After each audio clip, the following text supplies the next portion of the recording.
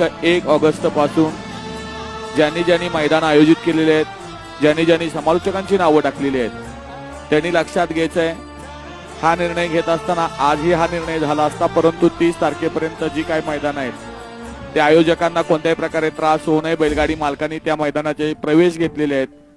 पण तिथून पुढची जी मैदान आहेत, जोपर्यंत आबा अध्यक्षपदाचा पदभार स्वीकारत नाहीत तोपर्यंत या ठिकाणी समालोचक संघटनेच्या वतीनं या ठिकाणी आम्ही देखील संपावर आहे. याची नोंद बैलगाडी मालकाने घ्या.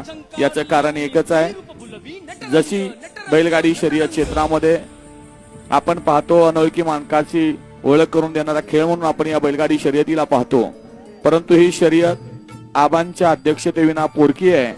आणि पुन्हा एकदा आम्हा सर्वांना वाटतंय की आम्ही आमची इथं भूमिका स्पष्ट केलेली आहे. 1 तारखेपासून कोणताही समालोचक जो अखिल भारतीय बैलगाडी शर्यत संघटनेची मैदान आयोजित मैदानामध्ये समालोचन करण्यासाठी उपस्थित असतो तो उपस्थित राहणार नाहीत, आबा जोपर्यंत अध्यक्षपदाचा पदभार घेत नाहीत तोपर्यंत. बैलगाडी शर्यत क्षेत्रातला देव म्हणून या ठिकाणी आबांच्याकडे पाहिलं जातं. जर देवच या मैदानात नसेल तर आम्ही सुद्धा या मैदानात नसणार आहे, याची सुद्धा सर्वांनी नोंद घ्यायची.